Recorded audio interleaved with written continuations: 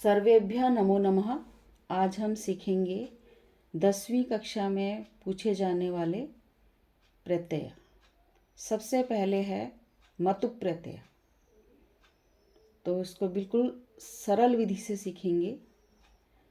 शब्दों में जब मतुप प्रत्यय लगता है तो पुल्लिंग में वान और मान और स्त्रीलिंग में वति और मति हो जाता है। बस इतना सा याद रखना है। जैसे उदाहरण के लिए देखिए, गुण, गुण में मतुप लगा है, ठीक है ना, तो ये बना गुणवान और स्त्रीलिंग में बन गया गुणवती। फिर विद्या जमा मतुप, मतुप लगा इसमें तो ये बन गया विद्यावान यानी कि विद्या वाला। फिर स्त्रीलिंग में विद्यावती। फिर बुद्धि जमा मतुप तो बुद्धिमान, ये हो गया बुद्धिमान और स्त्रीलिंग में बुद्धिमती। अब आप सोच रहे होंगे कि कभी तो ये वान बन जा रहा है और कभी ये मान बन जा रहा है, ऐसा कैसे? तो इसका एक सरल सा नियम है कि अगर पद के अंत में अ या आ होते हैं, अब देखो गुण अंत में अ है ना, अ की आवाज़ आ रही है, स्वर है अ, विद्या आ, तो पद के अंत में अ और आ हैं तो यहाँ पे वान होगा। सीधा सा याद रखना है कि अगर पद के अंत में अ और आ है तो वहाँ पे वान हो जाएगा और स्त्रीलिंग में वती हो जाएगा। लेकिन इसके उलट देखो, पद के अंत में अ या आ नहीं है, अ या आ नहीं है और चाहे कुछ भी हो, कोई सा भी स्वर हो, तो वहाँ पे मान हो जाएगा। देखो बुद्धि अंत में ई है ना, तो यहाँ पे मान हो जाएगा और स्त्रीलिंग में मति हो जाएगा, ठीक है ना। सीधा से याद रखना है कि अगर पद के अंत में अ या आ नहीं है तो मान हो जाएगा। अगर अ या आ है, अगर अ या आ है तो वान हो जाएगा और स्त्रीलिंग में वति हो जाएगा। तो मान वाले उदाहरण देखो, एषः पुरुषः शक्तिमान अस्ति, ठीक है। तो यहाँ पे शक्ति जमा मतुप, तो अंत में ई है तो यहाँ पे मान होगा और स्त्रीलिंग में ये मति हो जाएगा। एषा महिला शक्तिमती अस्ति। मतुप प्रत्यय के कुछ उदाहरण जैसे धनवान, धनवाला, फलवान, आयुष्मान, अंशुमती, श्रीमान, रूपवान, भाग्यवान, श्रद्धावान। मतुप प्रत्यय की पहचान कैसे करनी है? जैसे कि अंशुमती आ गया तो आप कैसे पहचानोगे इसमें कि मतुप है? तो ध्यान रखना है कि जिन शब्दों के अंत में वान, वती या मान या मति हो वहां पर मतुप प्रत्यय होगा। आइए अब देखते हैं ठक प्रत्यय। ठक प्रत्यय, इसकी पहचान है कि जहां पर भी ये लगता है शब्दों में वहां पर इक हो जाता है, तो ठक प्रत्यय का इक हो जाता है और शब्द के पहले स्वर की वृद्धि हो जाती है। तो ये है शब्द का पहला स्वर,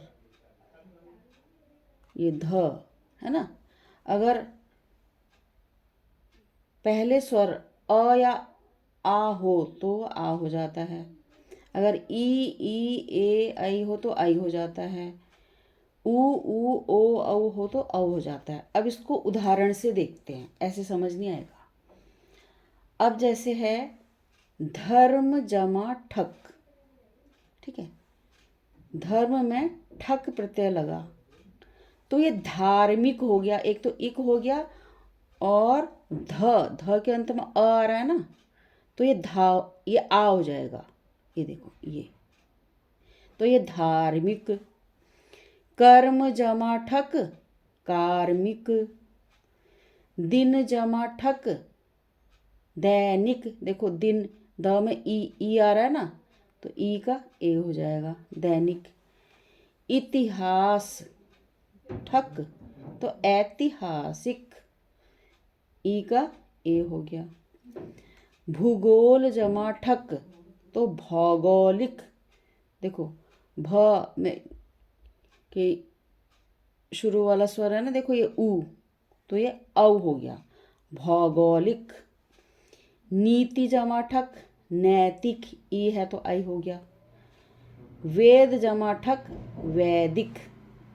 अब पहचानोगे कैसे कि किस शब्द में ठक लगा है, तो इसकी सरल पहचान है, जिन पदों के अंत में यानी जिन शब्दों के अंत में इक लगा हो, ठीक है, तो वहाँ समझ जाओ कि ठक प्रत्यय है।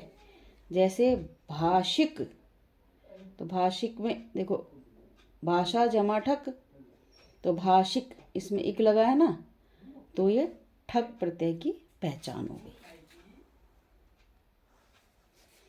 अगला प्रत्यय देखते हैं, त्व प्रत्यय।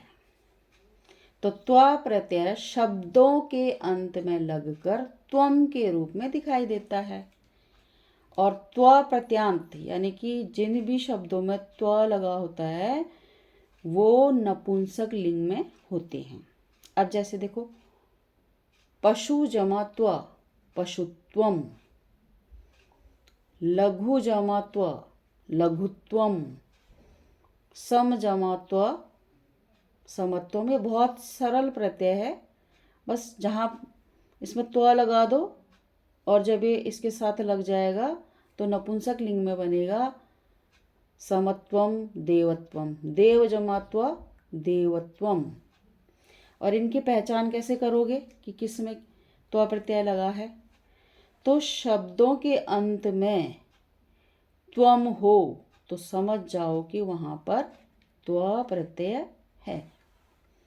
अब एक इसका अगला वाला प्रत्यय जो तल, ये तो बहुत ही सरल है।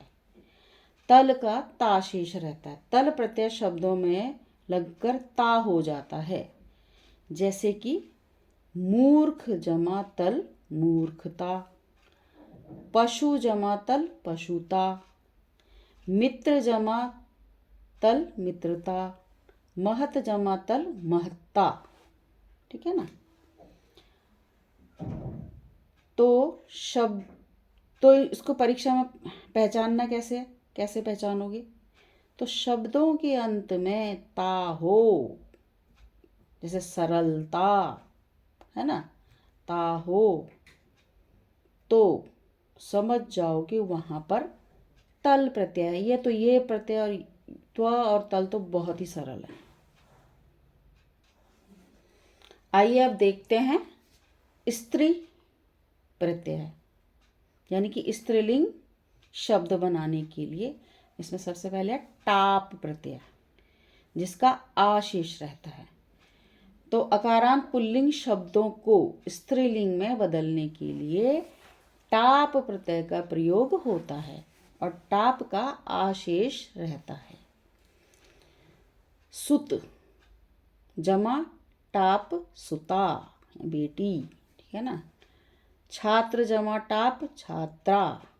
बाल जमा टाप बाला। प्रथम जमा टाप प्रथमा। अज जमा टाप अजा। ठीक है भाई, ये तो हो गया।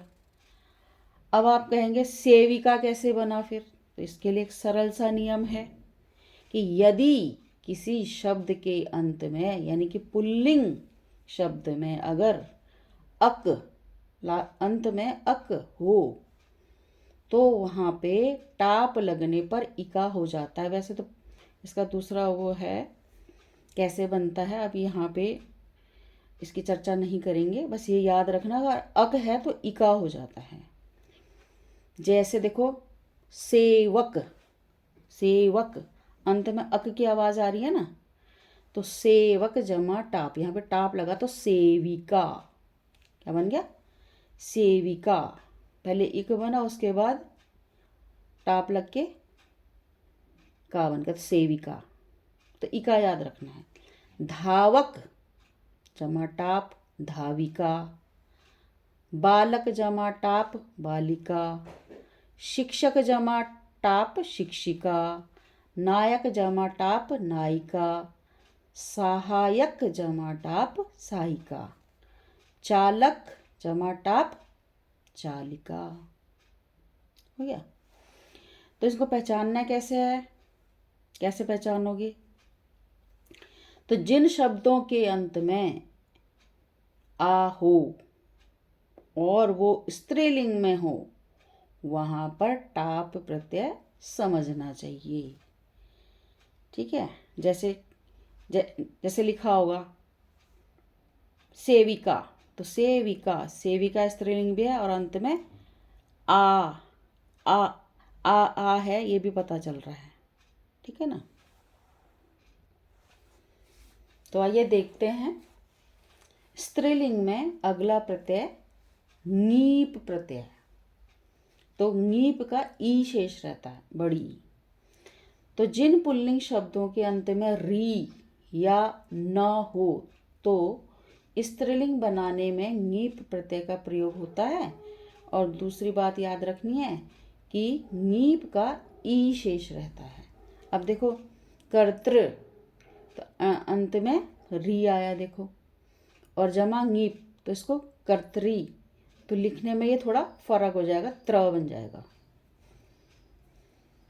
अभिनेत्र, देखो री आया अंत में और नीप अभिनेत्री। कामिन जमा नीप कामिनी। धात्र जमा नीप धात्री। ठीक है। तो यहाँ पर री के उदाहरण है। फिर है जातिवाचक वय या उम्र से संबंधित शब्दों से स्त्रीलिंग पद बनाने में भी नीप लगता है। जैसे किशोर, ठीक है ना, तो नीप लगाया तो किशोरी स्त्रीलिंग हो गया। कुमार नीप कुमारी।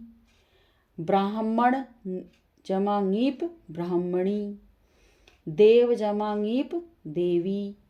गोप जमा नीप गोपी। अब पता चला ना गोपी कैसे बना।